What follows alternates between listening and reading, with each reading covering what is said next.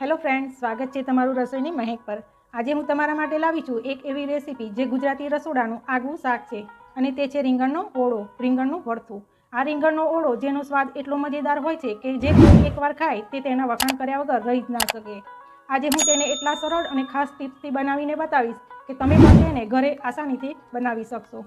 તો ચાલો શરૂઆત કરી દઈએ। આ દેશી ધાબા સ્ટાઇલ રીંગણનો ઓળો બનાવવાની શરૂઆત કરી દઈએ।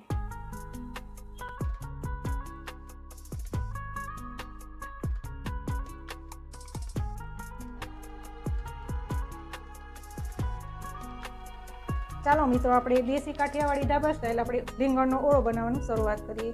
તો તેના માટે મેં રીંગણ લીધેલા છે। વજનમાં તમે જુઓ તો 500 ગ્રામ રીંગણ લીધેલા છે। મેં અત્યારે આ સફેદ આવે છે તે રીંગણ લીધેલા છે। આમાં કાળા કલરના પણ રીંગણ આવે છે, એ પણ તમે લઈ શકો છો। તો 500 ગ્રામ રીંગણ લીધેલા છે।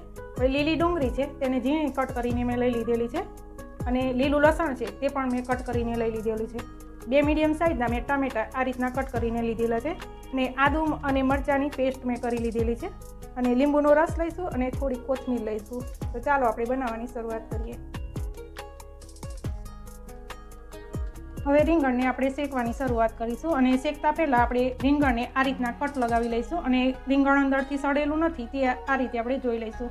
ઘણીવાર આપણે રીંગણ સડેલું નીકળતું હોય છે તો આપણે આ રીતે કટ કરીને આપણે જોઈ લઈશું। અને રીંગણ ઉપર મેં તેલવાળો આ રીતે હાથ લગાવી લીધેલો છે જેથી આપણી રીંગણની છાલ છે તે શેકાયા પછી આપણે જલ્દીથી ઉતરી જશે। તો આ રીતે આપણે રીંગણને ગેસ ઉપર રાખીશું અને રીંગણને શેકાવા મૂકીશું। તેવી જ રીતે બીજા રીંગણને પણ આ રીતે શેકાવા મૂકી દઈશું। ગેસની ફ્લેમ આપણે મીડિયમ રાખીશું અને રીંગણને આ રીતે વારાફરતી હલાવતા રહીશું જેથી આપણી રીંગણ સરસ એવું બધી બાજુથી સરસ શેકાઈ જાય।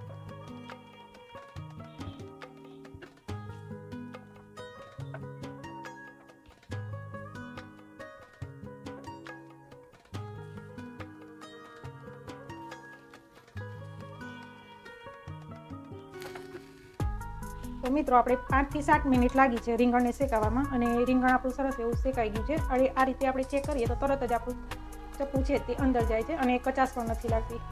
સરસ એવું શેકાઈ ગયું છે તો તેને આપણે પ્લેટમાં લઈ લઈએ અને તેને ઠંડુ થવા દઈશું આપણે।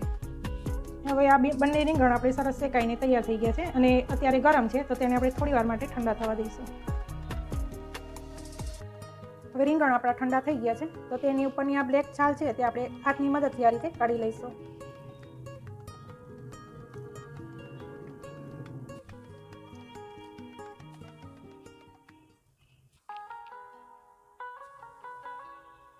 હવે તમે જોઈ શકો છો બંને રીંગણની આપણે છાલ કાઢી લીધેલી છે અને રીંગણને હવે આ રીતે ચપ્પાની મદદથી નાના નાના એવા કટ કરી લઈશું।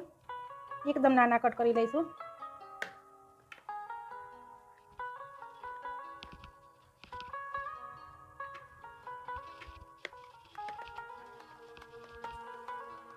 મિત્રો, અત્યારે આપણે રીંગણને શેકીને આ રીતે તૈયાર કરેલા છે અને ઘણા બાફીને પણ કરતા હોય છે, પણ હું તો ત્યાં સુધી એટલું જ કહીશ કે તમે જો શેકીને આ રીતે રીંગણનો ઓળો બનાવશો તો રીંગણની ઓળાની મીઠાશ જ કંઈક અલગ હશે। આપણે આ રીતે એકદમ ઝીણા ઝીણા કટ લગાવી લઈશું।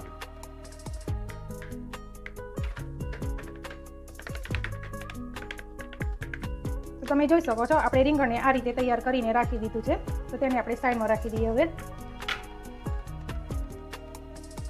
હવે પેનમાં આપણે વઘાર માટે તેલ લઈ લીધેલું છે અને તેલ પણ સરસ ગરમ થઈ ગયું છે। તેમાં આપણે જીરું એડ કરશું।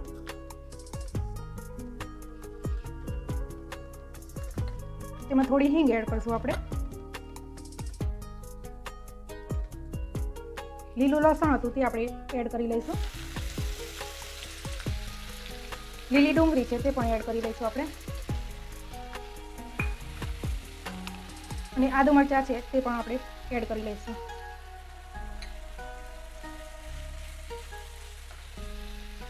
જે ટામેટા છે સમારીને રાખેલા છે તે પણ એડ કરી લઈશું આપણે। આપણા મસાલા ઝડપથી ચડી જાય તેના માટે આપણે અત્યારે થોડું મીઠું એડ કરશું। થોડી વાર માટે આપણે આ રીતે હલાવતા જ રહીશું।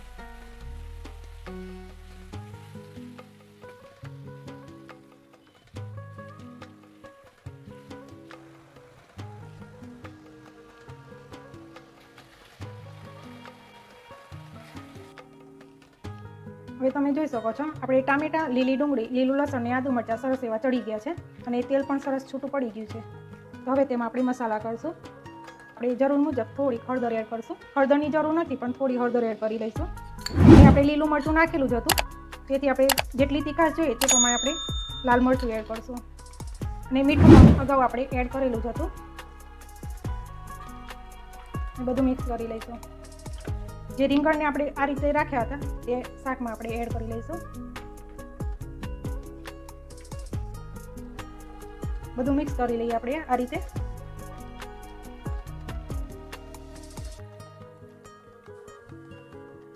હવે શાક બધું આપણે મિક્સ થઈ ગયું છે તો તેમાં આપણે થોડો લીંબુનો રસ એડ કરશું અને મિક્સ કરી લઈશું.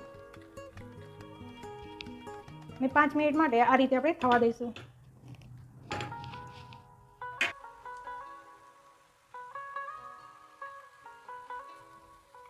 મિત્રો આપણે 5 મિનિટ થઈ ગઈ છે અને તમે જોઈ શકો છો સરસ એવો ઓળો આપણો તૈયાર થઈ ગયો છે. અને લાસ્ટમાં આપણે કોથમીર એડ કરી લઈશું. તો તૈયાર છે આપણે રીંગણનો ઓળો. તેને આપણે સર્વિંગ પ્લેટમાં લઈ લઈએ. તો મિત્રો આ હતો રીંગણનો ઓળો. તો તમને કેવી લાગી રેસીપી?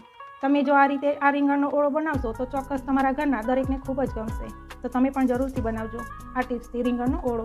અને મિત્રો અમારી ચેનલને સબસ્ક્રાઈબ જરૂરથી કરી લેજો જેથી નવી નવી રેસીપી તમને મળતી રહે. તો ફરી મળીશું એક નવી જ મજેદાર રેસીપી સાથે. તો ત્યાં સુધી મસ્ત રહો, ખુશ રહો. આવજો ફ્રેન્ડ્સ.